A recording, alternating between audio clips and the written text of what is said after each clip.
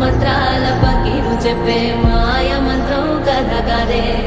చంటోళ్లను భయపెట్టే భూచోడి కథ కదే తాత ముత్తాతమ్మల భూతాల కథ కదే